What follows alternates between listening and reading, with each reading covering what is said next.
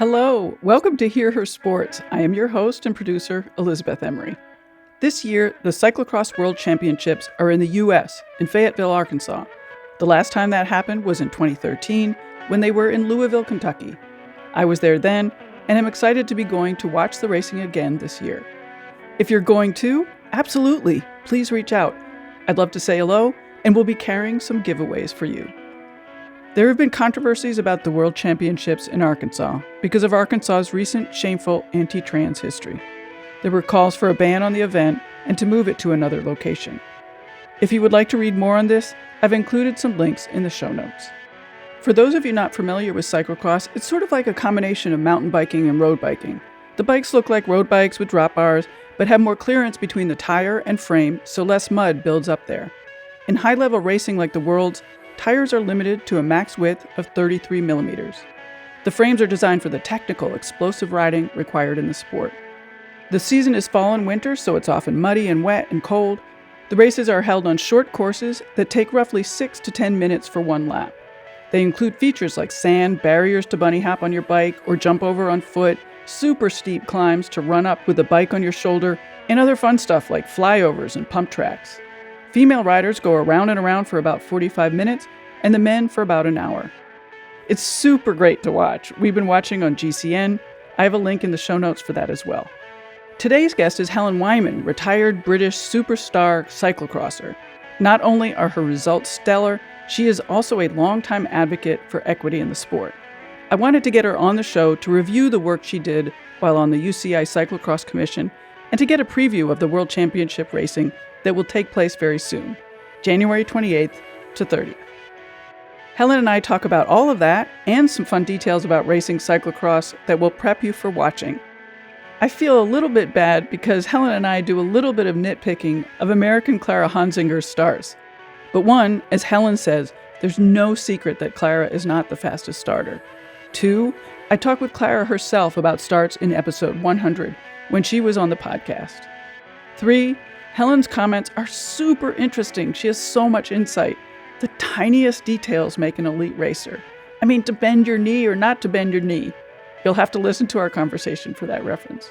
And finally, both of us admit to some of our own foibles in the same area. We both know how hard cyclocross starts are, and really our interest, at least mine anyway, is all about wanting Clara to win a bunch of top-level races. Now, let's get to the conversation with Helen. Helen Wyman is 10-time British Cyclocross Champion, 2-time European Champion, and a World Championship bronze medalist. She grew up in a cycling family with some very funny stories of early touring adventure vacations.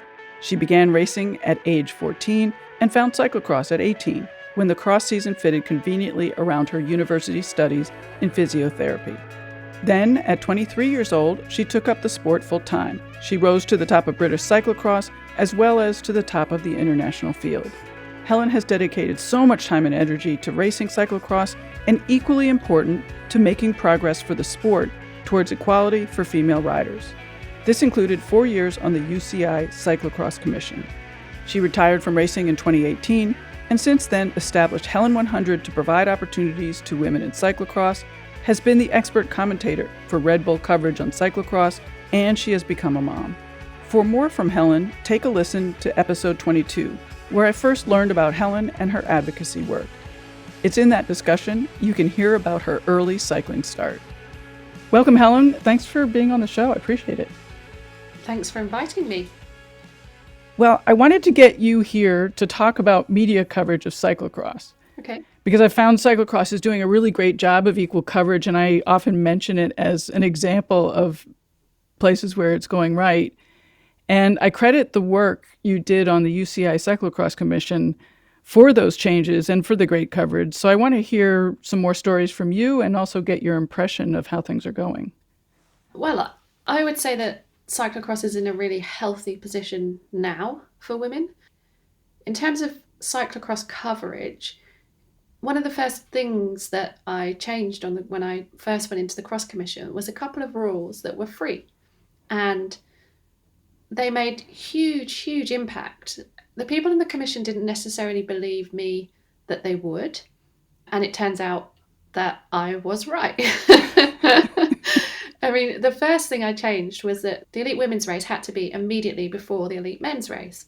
And at the time in Belgium, in the Super Prestige series, we were racing at 10:30 in the morning. There was one youth race, like maybe under 14s, that was on before us, and that was it. So, you know, we weren't getting any of the coverage that the guys were getting. We weren't getting any of the press. We were getting no TV time, maybe a minute and a half, if that, because the camera crews weren't even really set up at that time of the day. So by the other series in Belgium were doing great things. They were the Bpost Bank Trophy at the time, and they're now the Exobad Trophy. And they were actually trying to progress the sport. They were trying to get sponsors for the women. They were trying to get more TV time, all those kinds of things. The Koppenberg was part of that race, and that was the first ever equal prize money UCI race in Europe. Oh, I didn't know that. And that was sponsored by an American company, by 2020 Cycles, who were a friend of mine. So they were quite progressive, and we got this rule change through. And the first year, the Super Prestige actually said, well, the under-23s are going to have some TV, and we've already sorted it out. So you can be before the under-23s, but there'll be you, them, then the elites. And okay, right, fine, whatever. And then nothing happened off of that anyway. So it was just a Super Prestige, like digging their heels in. And then the following year, because the Super Prestige needed good riders, because they were going to have a prime slot, they started paying more contract money. And because they started trying to get better riders, the Bpost Bank Trophy thought, we've got to do something different. And so they actually put on the first fully televised women's cross races. And because the first one had such good viewing figures, they actually did 23 races, I think, that season. Everybody suddenly realised that women's cross is actually something that generates new money. It doesn't just recycle the money that's already in the sport like the elite men and the under-23s do. And so the Bpost Bank Trophy were able to get new sponsors in specifically for the women's race and nothing to do with the men's, because they could have the name of the race in their television coverage, which was going to be 50 minutes to an hour as well, which is the men's is probably only an hour and 20 minutes of TV coverage anyway. And then off of that... Wait, I'm going to stop you. So what year was that? Oh, the first rule change was 2000 I honestly can't remember. I'd have to look that up. Maybe, I think it was 14. So that makes it 7 years ago, yeah? Okay.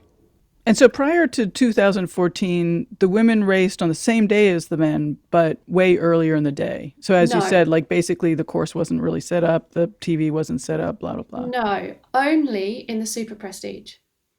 Every other race in the world was pretty much the elite women before the elite men. But the most money in cyclocross is in Belgium. And so the Super Prestige is this massive series, and a Galazo Run series, which at the time was Bpost Bank, is the opposing massive series. And Galazo actually run athletics and stuff like that as well. And the Super Prestige is only a cyclocross series. Galazo also do the Flanders Super Sportive and stuff like that. So they're a big sports company, and cross is one of the smaller aspects of what they do. But they do athletics where television is equal. They do other sports. They represent athletes, men and women. And so let's say they're more progressive as an organisation. Because of their ideals and because of their ability and their desire to do something to show that they're a better series for women, to stay one step ahead, they put this TV coverage on. And because they put the TV coverage on, within 2 years, we had occasions where the viewing figures for the women were better than the men, were higher than the men. And last season, it was consistently equal or higher for the women than the men, because the men's races, you had either Matthew van der Poel one on his own or Wout van Aert one on his own. Right. And the women's races, you had 5 or 6 riders that were capable of winning that race, and quite often it went right down to the finish line. So also the women's races are on normally around 1:30, 1:45. and the men's races are on at 3:00. So a lot of people have lunch, watch the women's race, record the men's, come back and watch it later. So the timings and everything have actually worked out that the live viewing figures are quite often higher for the women's race than the men's. That's so cool. Very, very cool. And it's one rule change, one free rule change that they could have done years before, but they didn't. One of the reasons that I use that story as an example so often is that it's such a simple change. And as you said, it's a free change. And, when I first started recording for the podcast, so many people, not just in cycling, but in all different sports, would say, it's like turning the Titanic. It's just way too hard. And then I turned to your story about just moving the women's race in time, where it's scheduled in relation to the men's race. The thing is, you can either develop a sport through activism and through supporting your sport, or you can revolutionize your sport.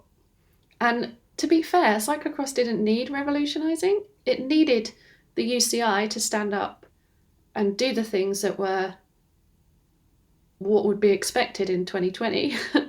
But it didn't need revolutionizing, if that's such a thing, such a word, because the races are already on the same day as the men's. We're already getting some footfall.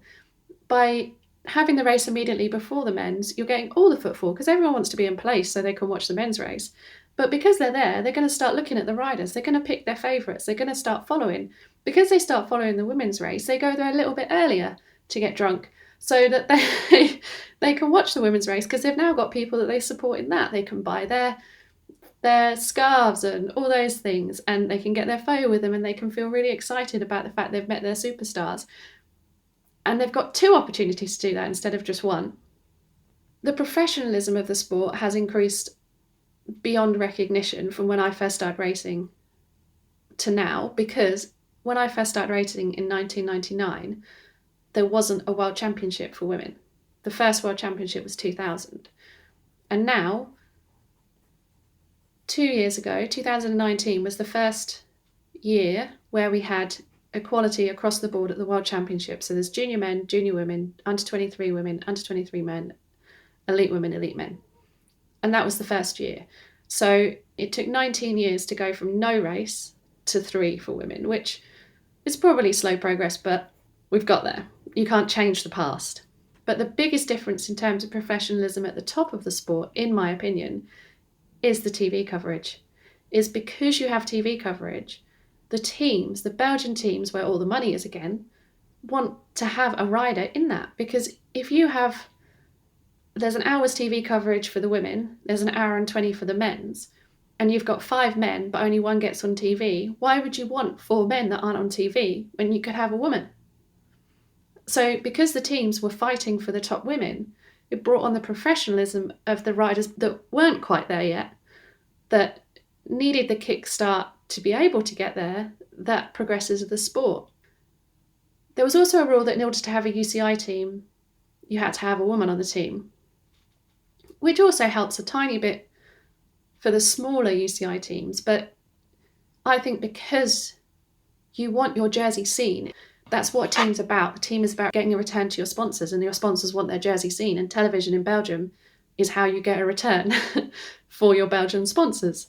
So they had to have women, basically. Otherwise, you're missing out on half of the television coverage. But what I like about your story is that you made it so easy for the television. They didn't have to do much extra work to get the women on the TV because it was on the same day. It was right before, they were already set up, all of that. Yeah, everything's set up. All the cameras are in place. They even recorded parts of the women's race when they were immediately before because they're just testing equipment and stuff. So it's not like they never did it in the past. Yeah. It was such an easy thing to do, and it required probably a tiny bit more. Although I don't think you'd get paid anymore if you covered 4 races or 1 race at a cross race in terms of the television crew and stuff. So yeah, it wouldn't really cost any more either. So it is madness that it didn't happen in so long. But equally, was the sport in a place to look good on television 19 years ago? Well, it wouldn't look like it looks now, that's for sure. Now it looks really exciting. Now all the riders are at the top are really good. The courses are different now. They're not quite so like mud and power and things like that. So they're more exciting races. They're more technical, and the top riders are so technically good in women's racing now. Explain the difference in courses a little bit more. When I first started racing, it was a lot more muddy, mud slogging field, using the terrain that was there. And over time, it's changed quite a lot that now people put features into a race. So the Koppenberg's a very traditional race. It's always been there. It will always be there. That has actually had to change, but because the farmer didn't want to rent his field out anymore or something, or he asked too much for it, and so the organisers said, yeah, no, we can't afford that. So they kept it on the other side. But that's a very traditional, using the big feature of a massive cobbled, steep hill. But other races, they put in like tyre jump things. They put in loads of man-made steps, off cambers. Really, they'll build a feature, BMX track sections. They'll build a feature into what they have rather than just taking the terrain and making a cross course on it. Were you doing a lot of, basically field cross kind of things? Like in a big open field with not much features at all?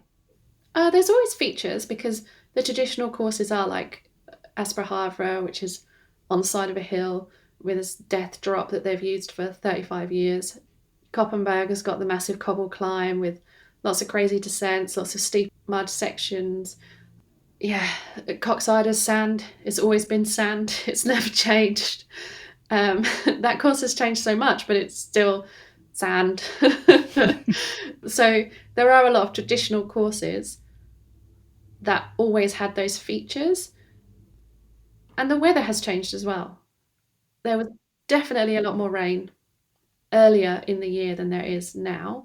And 2018-19 was a really dry season.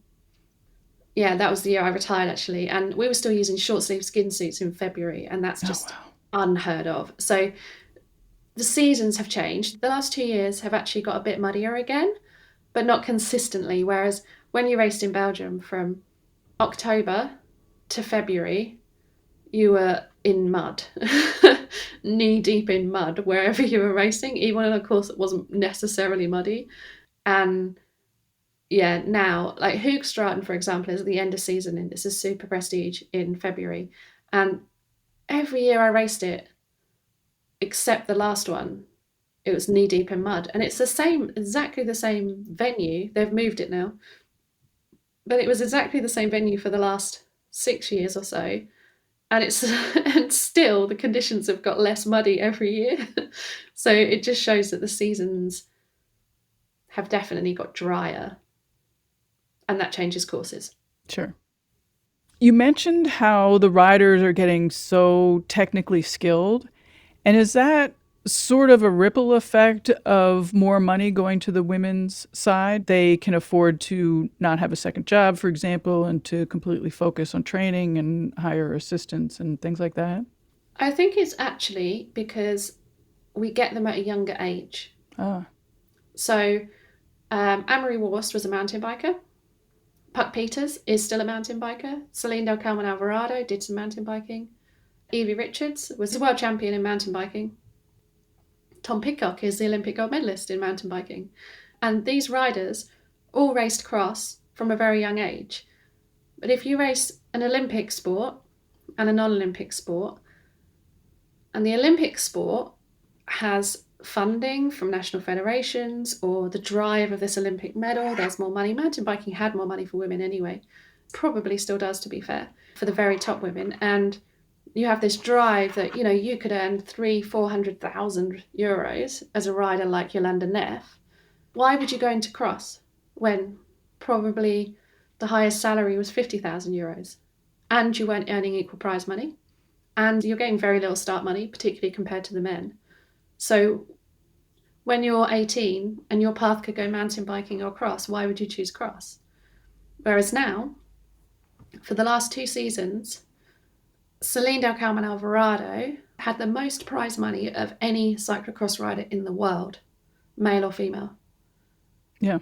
For the last 2 seasons. So I can't remember who was second and third last season, but the season before it was Celine, and then Elisabeth, and then it was Anne-Marie Worst.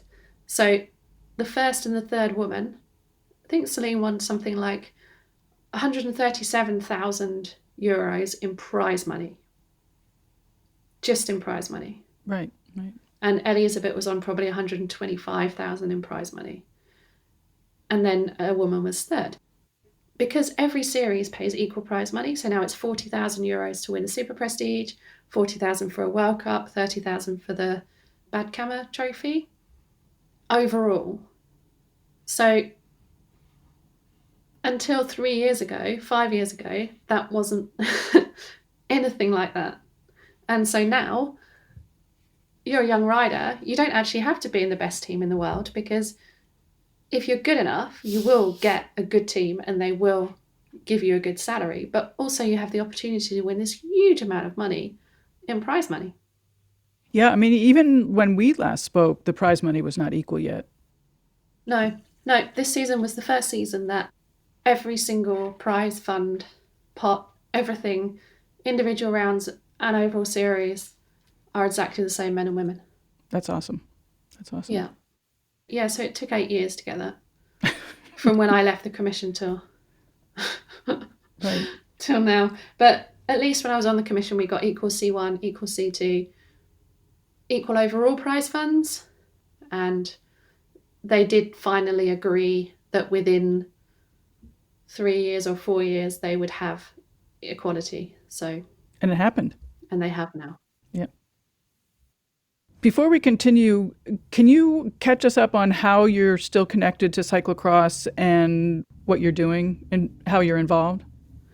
So after retiring, I actually worked with a team, Expersa team, which had 4 women in, 3 under-23s and 1 elite. And we did all the training camps and everything. And also that season, I did the commentary for Red Bull TV on the World Cups, which was amazing. I absolutely loved it. And it was brilliant, really well put together, a great program. And then I had my baby in 2020, March 2020, just before lockdown. And excellent timing. Yeah, I mean, my parents and my husband's parents, so the grandparents never got to meet Sasha until he was 5 months old, which is a huge shame. Yeah. Because we live in Germany and they live in England.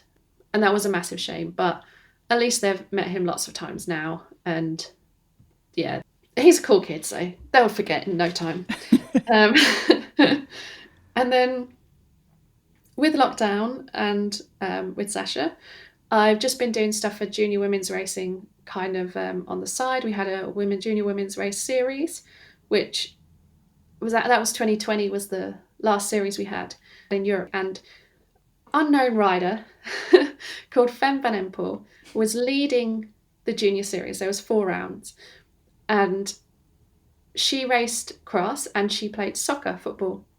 She had to choose between the soccer or the cross. And she was like, oh, well, I'm leading this series, so I'm just going to do cross for the rest of the winter, because soccer and cross are at the same time of the season. And she won. And off the back of it, she got picked up by one of the big teams in Belgium because she was the best junior, all-round junior. So she rode for Pals Sals, which is a really big team in Belgium. And they work with their juniors really well to develop them over time to become good elites. The next season that she got to race, she was under 23 because she was second year junior already. So she was under 23. And she won the under-23 World Championships, her first under-23 World Championships. And about a month ago, she won Val de Sol Elite World Cup. So by putting on 4 junior races in Europe, where juniors could race each other, which is the only junior races in the world at the time, apart from the World Championships, we gave a young rider an opportunity to choose between soccer and cyclocross, and that young rider, having chosen cyclocross, has put all the work in and had all the great opportunities that her equivalent junior man would have. And she's now an incredibly, incredibly successful world champion and elite World Cup winner. And so fun to watch. She's a great rider to Amazing, watch. yeah. She's really good to watch. She's so determined and calm. That last move in the last World Cup of Val d'Isère in the corner where Mariana comes up the inside and then crashes into her, and it's like, she's just like ice. It's just amazing. But so we've been doing some stuff with the juniors, and the Helen 100 supported a junior series in America this year, meaning that the junior women could race for free, but the race organisers got the entry fees. So basically we paid for the junior women to race and supported them with prize money and stuff. That was really good as well. It's really cool to see that you could regularly see junior boys do well in cross and then move into road. You very rarely see a junior girl come into cross and stay in cross. It's really exciting to see riders like Zoe Baxted has done all the Helen 100 races, and she's junior world road champion and will probably be junior world cross champion in 2 weeks. Probably. Kaya Schmidt was second at the World Championships on the road to Zoe Baxted, and she was actually second in the Trek Cup that was supported by Helen 100 for juniors in 2019. Puck Peters was always good, and she's raced a junior women's series. But we've had some really good riders are thinking it's worth staying in the sport and progressing through to the elite level because they've had these junior races where they can actually race each other. Maddie Munro had a top 10 in a World Cup, and she was a winner of one of the Helen 100 series races in Belgium, and I think she won Bâle. So that's really exciting to be able to do stuff like that. That's now come to an end because as of next season, every UCI race that has a junior boys race has to have a junior women's race. Oh, wow. And so there's no need to have the Helen 100 supporting races anymore because it's UCI compulsory. So most races in Belgium have a junior men's race, and so therefore they will have to have a junior women's. And this year there were the Exobud Trophy had a junior women's series, which is really cool because they were the ones that run the series for us back in 2019. And they had a series off their own back because they'd shown it was successful. They'd shown they can give the junior women the opportunity to race really well, to win races, and to get themselves exposure for teams going forward into the future of their career. So another progressive move by the races run by Galazo. Good for them. And then I've just been a mum, really, which is time consuming in itself. Yes. And I'm sure the COVID is not helping with any of that. Yeah, and I mean, living in a country away from the rest of your family is literally me. Steph's at work, so it's just me and Sasha. So yeah, it's a lot of work, but we've made lots of friends that ride bikes, which is quite cool. So we do a lot of riding. In Munich, it's really, really safe. There's lots of bike paths, loads of forests and stuff. So we go on play dates, but we ride to our play dates. And one of my friends has just moved down to the lake, which is 80-kilometre round trip, so 50-mile trip with the trailer and the kid. No, no, come on. Yeah, it's awesome. I've got an e-assist bike. So I've got this Ribble one, and it's a brilliant bike, and it assists up to 26k an hour. So up to, I think that's like 15 miles an hour. Mm-hmm. And so when you're accelerating, it's brilliant. You can have 3 different settings and it will assist up to 100 watts. But on 100%, it's like, it accelerates really fast. It's really good. And then once you hit 26, you're on your own, basically, which cruising is okay. Once you've got up to speed, it's okay with the trailer on the back. It's getting it up to speed. It's the hardest part. So we can average like 25k an hour to get to the lake and stuff. So yeah, it's an hour and a half's ride. And then we're at the lake for like 3 hours, and then we're an hour and a half ride back. We only do that in the summer, to be fair. The last time we did it was October. And then we've got another friend that lives the other side of Munich, and we go meet her and have play dates there, but we ride everywhere. We ride to the baby class. There's an amazing swimming pool that's like a 25k round trip. There's berry picking, which is like a 30k round trip. We ride there. And one of my friends from when I used to race road. She lives not that far away. She lives just south of Munich, and she was a South African road rider. She went to the London Olympics, and she's got 2 kids, so we meet up with her quite a lot as well. And her husband works for Specialized, so she was riding out on her e-mountain bike, which are really good bikes, with a trailer with 2 kids in the back to meet me, who was riding out on my e-bike to meet her with a kid in the back of mine. So the e-mountain bikes have a lot of watts in them, whereas this road bike is really, I got it when I was pregnant so I could do team training camps. So when I was 6 months pregnant, we did a training camp in Calpe. I was basically motor pacing the girls up the hill because I could still get like a 170, 180 heart rate without stressing myself. Then I would make them sprint past and stuff like that and get back on again. And it was actually really, really good because the gradient of the hill affects you because you're putting effort out. Even though the bike's assisting you, you're still putting effort out. And so the gradient affects you. So when you're motor pacing a motorbike, it's quite easy, or a moped, it's quite easy to drop a rider because, yeah, the engine works a bit harder, but you don't feel that resistance. Whereas when you're riding it yourself, you feel the resistance. That's really fun.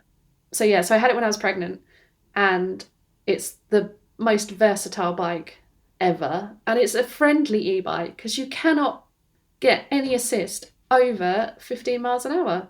So when you're riding along, you can't drop people because it literally is you that's doing that effort. Whereas some e-bikes I've been on, you can do 40k an hour, so what's that, 30-ish miles an hour, 33 miles an hour, something like that. And it's like, yeah, that's not really a friendly e-bike because no normal person on a normal bike can ride at that speed. So whereas this one I'd highly recommend. Although when I did the training camp with the girls, any flat sections I was really struggling. I had to like sit right on the back and tuck right in, which is hard to do when you're 6 months pregnant. Right. Well, I love hearing a little bit about e-bikes because, I haven't heard much about them, certainly from the riders on the show. Well, so this is it. A lot of people, bike riders, kind of are a bit snobbish about e-bikes. And a bit, yes. Yeah, like, and not every e-bike is made equal, the same as not every road bike is made equal or every cross bike is made equal. So to actually be snobbish about something before you've understood it and appreciated it is a bit harsh. And even one of my friends that's a runner that I meet up with, she takes her kids in the back of a trailer, but she's got like a single speed that she takes them in, and she'll ride 10 miles in it. And she's like, yeah, it's really hard work though. And that just puts you off. Whereas I'll happily ride 10 miles with my e-bike with the kid in the trailer because I'm still getting a brilliant workout. I'm still on like a 165 heart rate because I'm competitive Helen. And I overcompete myself and go over the speed limit, and so end up like riding at 28k an hour thinking, why is this so much hard work? Whereas she's not getting anywhere any faster, and she ends up using the underground quite a lot, which is obviously is environmentally friendly as well, but she'd much rather use a bike, but she thinks that e-bikes will make her lazy. And I'm like, dude, there's more than one e-bike, and this Ribble is absolutely brilliant, and it's cross gravel road, CGR, and it's got like 36mm gravel tires, and they're Schwalbe ones, and they're like indestructible. You can ride everywhere here, and there's loads of gravel here, so you can just switch surfaces all the time. I beefed up the tires on my trailer. I've got a Thule bike trailer for the kid, and we got like heavy duty mountain bike tires for the winter, which are quite draggy, I'm not gonna lie. But I actually wore through the ones that came on the trailer, because we've done a lot of kilometers on that bike with the trailer. So it's just living here in a really bike friendly city. We don't use the car for maybe 6 weeks at a time. Just a small break for a big thank you shout out to all our Patreon patrons. I'm so grateful for all your support. Later this month, I have another special exclusive interview created just for you. If you aren't already a member, you can hear that interview by joining our Patreon at the $5 level or above. Go to patreon.com/hearhersports. Patreon may not be your thing. You can always make a one-time donation at hearhersports.com. All of your financial support helps fund the costs of putting the show together, hosting the audio, website fees, the app I use to record calls with guests, and a few apps I use to improve the athlete guest experience. Your support makes a difference for us, and beyond that, supporting independent women-run sports media increases the percentage of sports coverage about women. Your help brings more female athletes into the spotlight so young girls and women can see what is possible.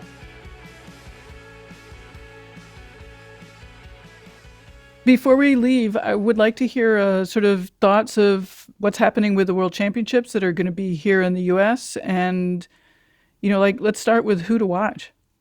So, junior women, Zoe Baxter is going to win, although she has just had COVID. Yes, I heard that. I think Leonie Bentveld will be closer to her, but Leonie crashed in a race and had to have stitches in her knee. So, yeah, I think it's going to be Zoe Baxter, Leonie Bentveld, and third, it's probably going to be some random person that you've never really heard of, because that always happens in junior racing. And then junior men is the Belgian national champ. No, the Dutch national champ. I can't remember his name. But I'm sure he's going to win. Under 23, Thibaut's just messed his arm up at nationals. He didn't break his collarbone again, but he did do something like dislocated the AC joint or something. So that's going to be really tough to see if he's just got back to really, really good form as well. And he would have been the favourite, but instead, I'm going to hope that Cameron Mason, the British rider, could win, but I'm fairly sure Pim Ronald probably will. And the under 23 women will be a very, very exciting race. It will be down to Fem van Empel and Puck Peters and Shirin van Anrooy. And in any order is anybody's guess. It will depend entirely on the weather conditions on the day. If it's muddy, I think Shirin. If it's kind of half and half, I think Fem. If it's a very technical fast course, probably Puck. So any of those three. Elite women, I really, really, really, really want Clara Hunsinger to win. Really? I really, really, really want her to win. Well, I'm not going to argue with you for sure. She's developed through the Kona program with Eric Tonkin, and she's really funny and a really nice woman, and I've spent a lot of time with her, and I think she's super strong and she always comes good at the end. And if she has a reasonable start, we're talking top 10 start, then I think she can contest for the win. And I really want her to. Yeah, I'm sure the odds-on favourites are probably Voss or Brand, but I just really want Clara to win, so I'm going to go back. I'm just going to back her the whole way. All right. Are you willing to comment on Clara's starts? Yeah, I think everybody can see that she doesn't start as well as the top riders. She said in the last interview from one of the last World Cups that she got second, and then she was only 4 seconds off. That was Holst. She said that if I started faster, maybe I wouldn't be able to finish as fast. Equally, I'm sure, and I know she's worked on her starts as well, but yeah, it's a fair comment to say that she doesn't start as fast as Betsema, Brand and Voss. And you don't win a cross race at the start of the race, but you can absolutely lose it at the start of a race. And if you're 20th going into the first corner when you start on the front row, then yeah, you're not a fast starter. And do you think it's simply fast twitch, slow twitch, or is there something else going on? You'd have to speak to her coach. I mean, she's got to be practicing. I know, I agree with you. I don't think it's fast twitch, slow twitch, because she can sprint as well. So yeah. I think there's probably reaction time. It could be something so simple So cross starts are actually a really, really important thing. If you bend your knee, the leg that's touching the floor, if you bend your knee, you get more spring when you accelerate. So if you watch Voss on a start, she's off the saddle, her left leg is really bent, her right leg is bent on the bike, her hands are on the drops and she's tucked. And as soon as the lights change, she's pushing off of her left leg on the ground while pushing her right leg on the pedal while out of the saddle already, basically. If you watch a rider like Brand, she's seated on the bike when she starts and her leg isn't anywhere near as bent, but there is still a slight bend in it. And I haven't examined Clara's start position at all, so I can't comment on if there's a tiny tweak that could make all the difference or not, but sometimes it is that simple. Yeah. Well, that's my opinion, because I think she certainly is strong enough to have a fast start. Yeah, I don't think there's anything physically wrong with her. No. I don't think there's anything physically stopping her from being faster. Absolutely not. What about the aggression of the starts? Well, that again, you choose your position on the start line. So I always used to start on the edges, because even if I was second in the world ranking, I'd still start on the edges because I never had the guts to go through on the middle. So the preferred lines on the first front row is middle, either side of the middle, and then flaring out. But if I started on the outside, I only had one person I had to contend with next to me, not two. So if someone cut you up, you're only cutting up from one side, you can push back. You don't have to get in that fray of stuff which happens in the very middle. I was never that good at it in road racing either, in a peloton, like just moving around in the middle. I always used to move up the outside and then come back through the middle, then move up the outside. Very inefficient, but it's the way that I had to do it. And so if you're not used to that level of aggression at the start, then yeah, you can again change your strategy. You pick, and you can also pick, depending on where the first corner is, if the corner goes to the left, you can pick either, depending on your style of riding, either the inside and then brake later than everybody else. Bit dodgy, but can work. Or you can pick the outside and go around as people get to the corner. So when you watch a cross race and you just see the start and you're like, oh, that's a cool start, or that's not a great start, there's so much to it that not one person can sit there and say, oh, if Clara did this, then she'd be faster, because that's not possible. Well, I totally agree. And actually, my interest in Clara's starts is because I know that I would be having the same trouble that she has. Yeah, there's a million things involved in that. There's crazy stuff.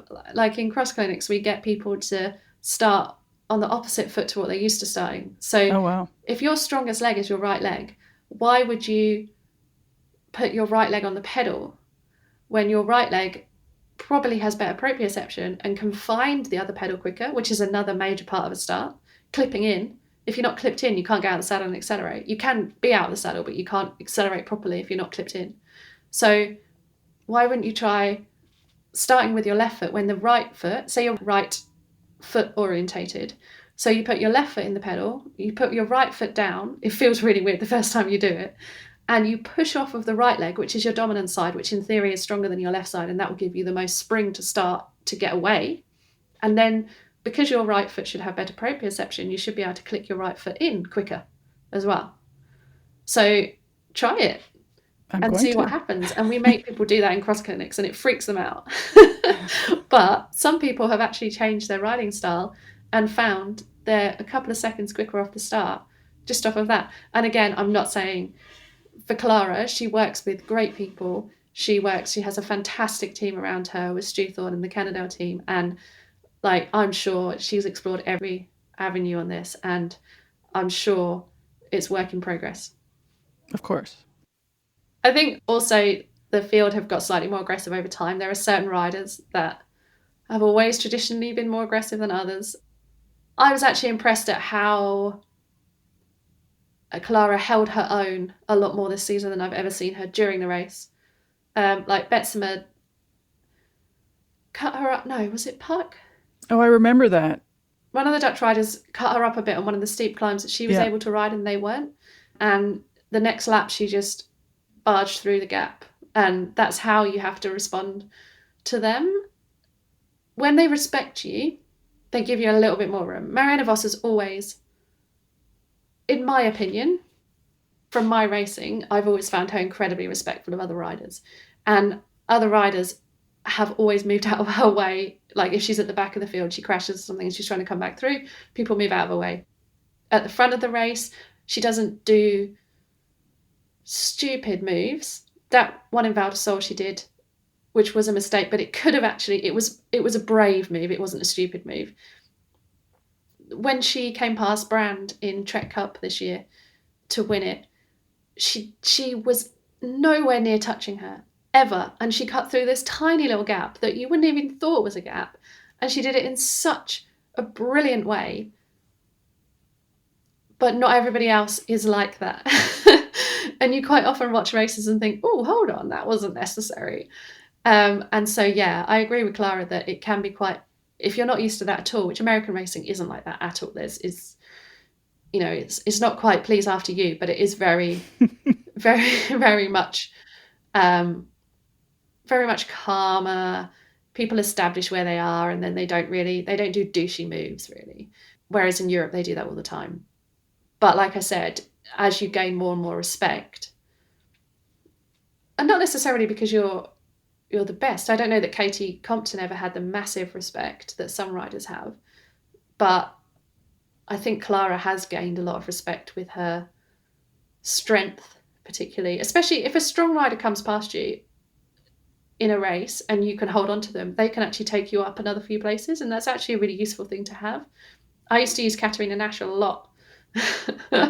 She was awesome. She never had a fast start in the past, and whenever she came past you, if you could hold her for a lap and a half, you'd be in the front five and finish the race in the top five. So yeah, I mean, people respect that in riders, don't they? So sure, she will gain more, but you do also have to hold your own in order for that to happen, and that's not an American way of doing things in class. Right. And just to sort of repeat what you said, I mean, her starts have been much better this year than they have been in the past as well. So clearly, as you said, a work in progress. Yeah, definitely. But when you have the fastest lap on the last lap of a World Cup, you kind of feel like there's massive room for improvement still, and something so it's not simple. When you're a racer, your start is simple because you spent so long perfecting it. So yeah, if she can perfect a decent, it doesn't even have to be the fastest in the world, honestly. It only has to be a top 10. If you're in that top 10 going into the first corner, you have so much more freedom and so much less effort to be, you're guaranteed to be in the top. For Clara, she's guaranteed to be in the top 5 at the end of the first lap if she's in the top 10 in the first corner. So it's worth it. It's entirely worth it. She's also very young still. So there's time. Yeah, she's like 25, isn't she? I don't even know if she's 25. I'm going to say she's 24 or 25. Yeah. So yeah, I mean, that, to me, that's young. Don't get me wrong. Me too. I didn't have my peak years until probably 29 to 33. So yeah, 25 is young.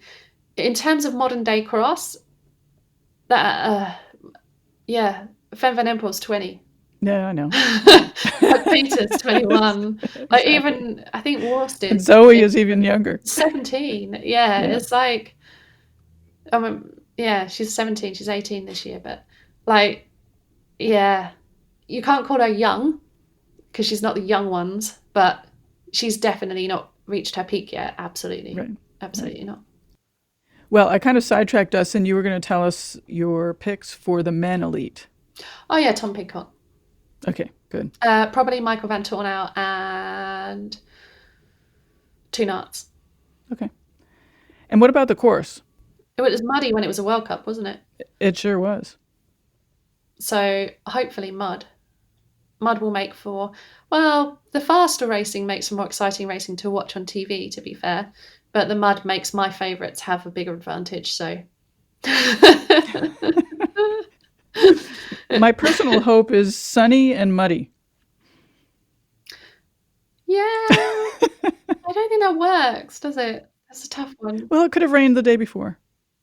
What do you think the impact of having the World Championships here is going to be? And part I'm just curious, like traditionally the US does not have the strongest cyclocross racers, so I'm interested in, like what does this country need to do to improve that? Wow, how long have you got? In terms of cyclocross, the last World Championships were in Louisville were amazing, and it was so many European riders loved it, even more so from racing in Belgium, because they were so not used to being cheered for. Because in Belgium they cheer for the first rider and then it's like silence basically, and that the noise was just epic the whole way around, the whole day.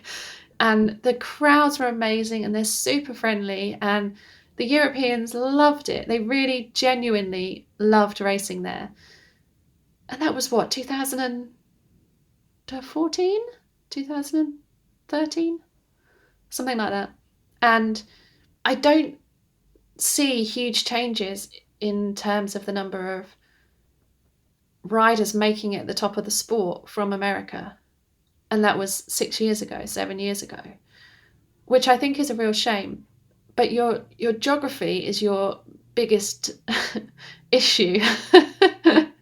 It would be like saying, well, we need to grow our cross scene, so we're going to have Belgium, Italy, France, Holland, Germany, Spain, all together, and we're going to judge it on that. And it's like, well, you can't really, because geographically it's almost impossible for a junior that lives on the West Coast to race East Coast.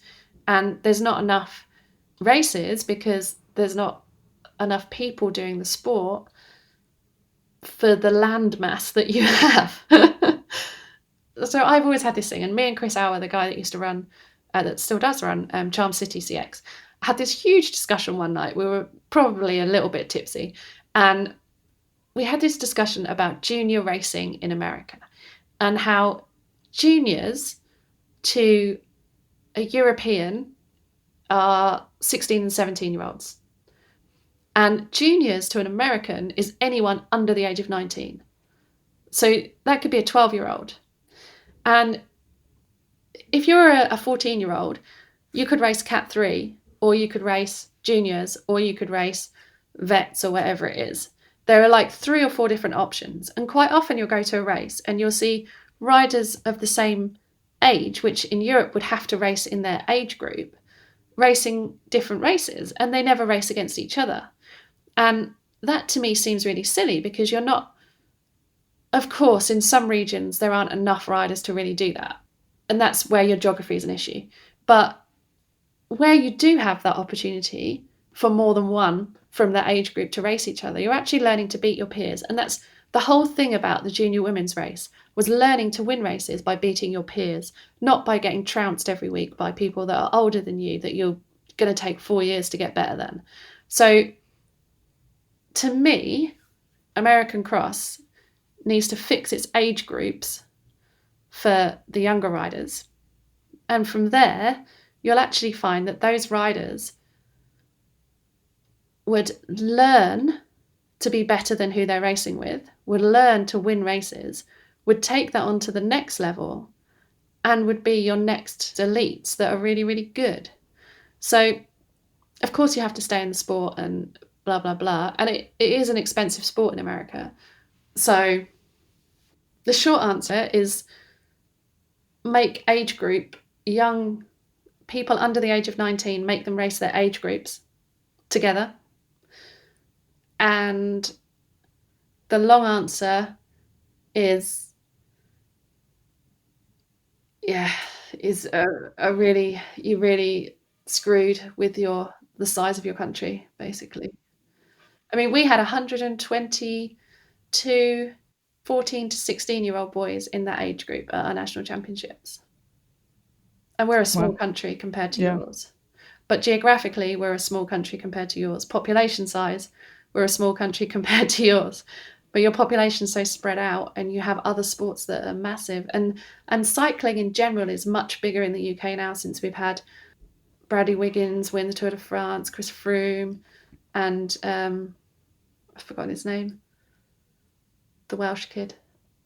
Geraint Thomas has won. So, yeah, cycling in general is bigger in the UK, whereas in America it's kind of seen as a poor man's transport, isn't it?